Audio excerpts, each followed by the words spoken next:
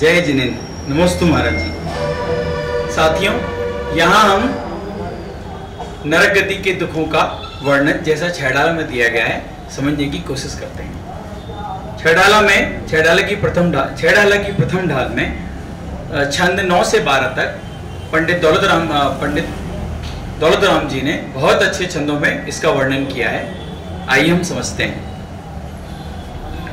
छैडाला की पहली ढाल का 9वां छंद कहता है, तहां भूमि पर सत दुख इसो, बिच्छू सहज डसेन नहीं तिसो, तहां राग श्रोणित वाहिनी, क्रमिकुल कलित देह दाहिनी। अर्थात तहां मतलब नरक में जैसे ही जीव जन्म लेता है तो नरक की भूमि के स्पर्श करते ही उसे इतना अत्यंत दुख होता है, इतना अत्यंत दर्द होता है जितना कि हमें हजारों बिच्छुओं और सांपों के काटने से भी नहीं हो सकता।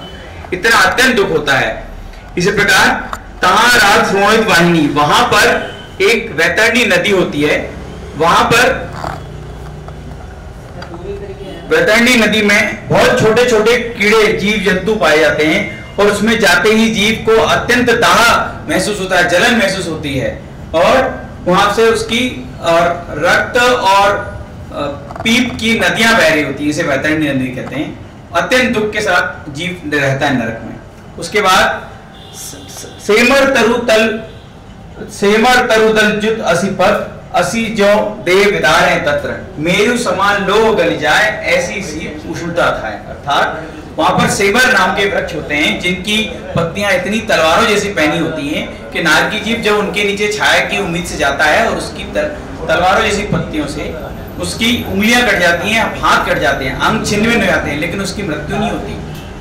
इसी प्रकार वहां पर जो एक अत्यंत सूक्ष्म अत्यंत शीत वाला पर्वत और नरक होता है जहां पर अत्यंत शीत रहता है, और एक अत्यंत उष्णता वाला वो रहता है नरक, जहां पर क्या होता है कि अगर सुमेरु पर्वत के समान भी लोहे का कोई पहाड़ हो, शीत में जाएगा तो वहां ठंड के कारण गल जाएगा और उष्णता में जाएगा तो वहां गर्मी में पिघल जाएगा। इतनी शीतता और उष्णता पाई जाती है नरकों में। इसी प्रकार तिल तिल करें देह के खंड, असुर भिड़ावे दुष्ट प्रचंड, सिंधु नीरते प्यास न जाए तो पण एक न बूंद लहाए। अर्थात कि वहां पर नारकी जीव एक दूसरे को मारते रहते हैं और वहां असुर कुमार देव जो भवनवासी देव होते हैं वो तीसरे नरक तक जाके नारकियों को भिड़ाते हैं कि देखो इसने पिछले जन्म में तुम्हारे साथ ये किया था वो किया था, और वो उनको बढ़ा के लड़ाते हैं और हंसते हैं, मजे लेते हैं उनके।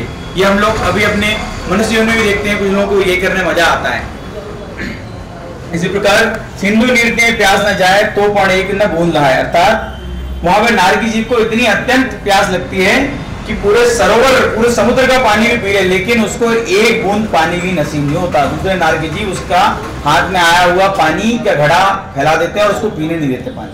उसी प्रकार भोजन का है, तीन लोग को नाज जो खाए, मिटे न भूख कणा न लहाए, ये दुख बहु सागर लो सही, कर्म जोड़ते नरक तिलय। अर्थात तीनों लोगों में जितना अनाज है, नारकी जी को इतनी भूख लगती है वो सारा अनाज खा जाए, लेकिन उसको एक कण भी खाने का नसीब नहीं होता क्योंकि दूसरे नारकी जी उसको खाने नहीं देते।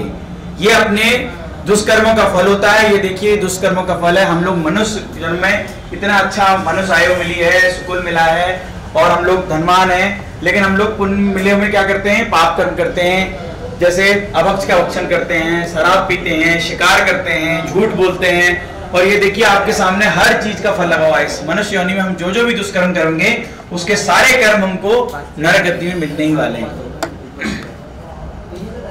मिलावट करते हैं, जुआ खेलते हैं, काला बाजारी करते हैं, मांस भक्षण करते हैं, मुनियों का अपसर करते हैं, मुनियों की बुराई करते हैं, बुरी नजर से स्त्रियों को देखते हैं, परस्त्री गमन करते हैं, सब नरकों में फल मिलने वाले हैं।